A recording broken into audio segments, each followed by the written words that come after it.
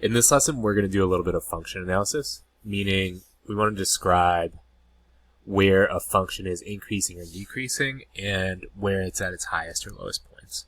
So this is a little bit of a review from pre-calc. We've done this before. This is a major part of calculus because we're going to learn a little bit more rigorous ways to address these things. I'm going to put up some definitions, and then we'll talk through the properties of this particular function I have in my graph here. First thing we're going to look at is extrema. So extrema just means maximums and minimums, which are just the highest and lowest points in a little area. So we'll start with the relative maximum of this graph, and that is at, well, this point right here, because both the points on the left and right are lower than that point, right? So that is the point. So we'd say the maximum is at x equals 6, right? That's where it is. Or we could say the maximum is the point 6, 8. Then the minimum, a low point. This is pretty easy, right? So the minimum is at x equals -3. And then the point would be -3, -6. So those are the first properties. We've done this before. You guys are already pretty good at this. If I asked you how many extrema, we'd say there's 2 extrema on this graph, right? There's a 1 max and 1 min. We're not going to count that in points in this case. The next thing is increasing and decreasing intervals. And I want you to write these in interval notation because it's the sort of big boy mathematician way to write them, and you guys are big boy mathematicians now. So I'll give you basic definitions, and then we'll find these for this particular graph.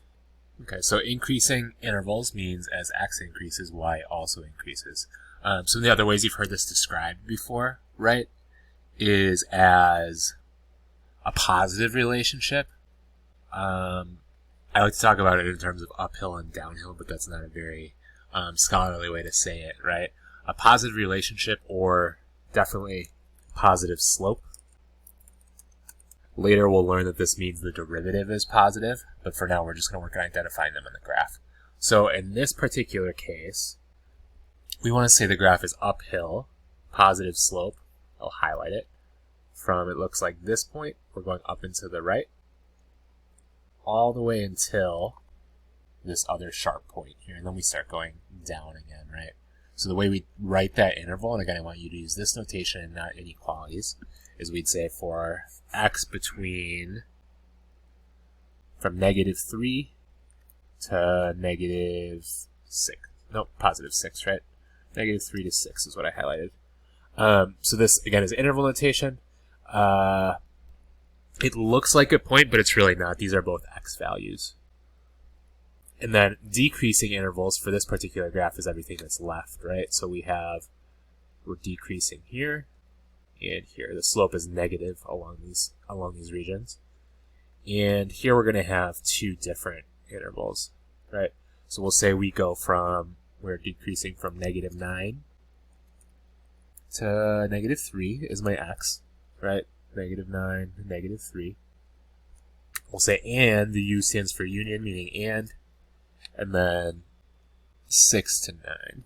Okay?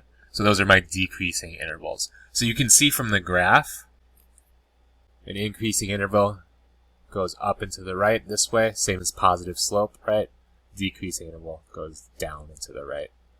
That's how I like to think of it. You're reading right to left, and are you going up or down determines increasing or decreasing.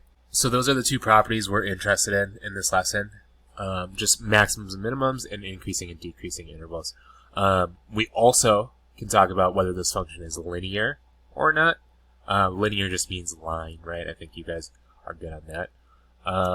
The last thing we may run into, and this is also not new, is this case where we have arrows, right, on either end. And you guys know what this arrow means is this function continues to go in this direction forever, all the way to -infinity. And then this function also continues to go down forever, all the way to +infinity. Okay? So notice if I'm looking for an increasing interval, that interval would be everything up until the function reaches its maximum here. So that would be from 1 on the right, and then everything to the left of that would be from -infinity Let me look at parentheses here. On these intervals, you're always going to use parentheses for increasing and decreasing because it says the endpoints are not included. So we never get to negative infinity, we're not going to include it. And then the function is not increasing at that point. It is starting to decrease at that point, so we don't want to include that either. So that is our increasing intervals here.